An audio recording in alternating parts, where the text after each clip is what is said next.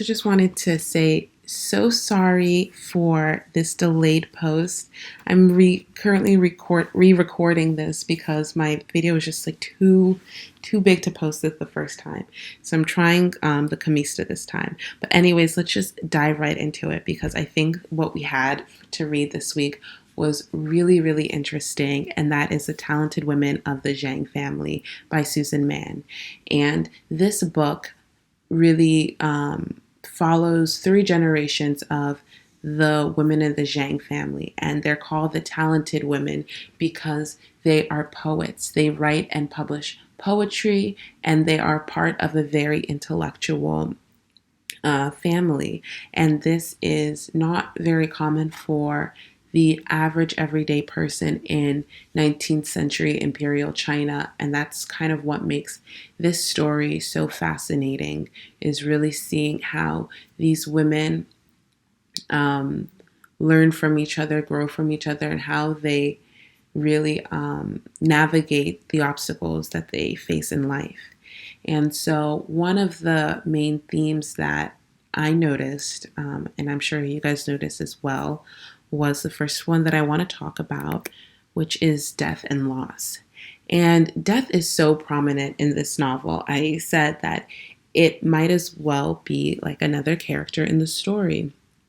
And if you notice, most, if not all, the deaths mentioned in these chapters are the death of a man, to which Susan Mann uses to make a comment about the women who are survived by their husbands, fathers, and sons. And it seems as if widows exist in this liminal space in Chinese society. Not unmarried, widows still belong to their husbands' households, in addition to having the same responsibilities of a wife to raise their children and run the household. But without a husband, widows face uncertainty in how they can support themselves and their children, especially since women's roles are often relegated to the private domain of the home. And so in these chapters, Mann touches on the ways women negotiate with the death of their husbands. Some look to remarry, some consider having a family member adopt their children if they cannot fully support them on their own. And in tragic cases, some follow their husbands to the grave by committing suicide. And that's seen sometimes as an act of virtue or loyalty towards your husband. And so for the discussion questions, from the reading, how does the role widows have in society relate to the broader values placed on women? Especially how it's seen as virtuous to not remarry and to continue to remain in the husband's household, taking care of his parents and children and things like that. And without a husband, widows have more of a challenge, or maybe you could say an opportunity, to engage in the public facing life that normally the man occupies. And so in this sense, do you think widows are more or less free than married women in society who are expected to remain sequestered in their private chambers? And lastly, what do you make of the concept of the faithful maiden? What do you think the benefits and drawbacks of moving in with your deceased fiance's family and living life like a widow? Because obviously a widow is not a fate that any woman would choose for herself, yet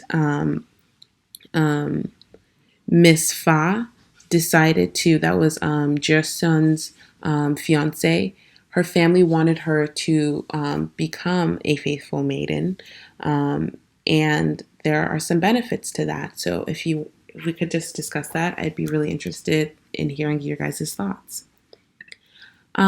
Next main theme that I noticed was female kinship. And female kinship is very important for the Zhang women. Although women are sequestered to the home, within those walls they enjoy rich and deeply meaningful relationships with the other women in their homes. And so from each other, they learn different skills, they create art together and write poetry, and they help each other in child rearing. And so how do extended families like aunts, mother-in-laws, and sister-in-laws contribute to Yao Ying's understanding of herself as a person and as a woman? And I think back to how she had to kind of win over the respect of her mother-in-law, and in all the different ways that she learned to cook when she first came into the home because she didn't know how to, and just basically how like the other female relative members really enriched the lives of, or the life of Yao Ying herself. And then lastly, reconstructing the past. And so in the prologue, Susan Mann admits to fabricating much of the story in order to create a narrative with realistic characters. And so in this sense, she had pieces of the past, artifacts of the Zhang family, and then she reconstructed that using her knowledge of Imperial China. And on top of that, she adds historical events like the Taiping Rebellion or the transitions in China's governments as a backdrop to establish a sense of change over time. So, in this way, while focusing on the microhistory of the Zhang family, she still connects it to a broader themes in Chinese history. And so, can we read The Talented Women of the Zhang Family as a historical text, knowing the actions, emotions, and beliefs of the characters are largely from the imagination of Susan Mann?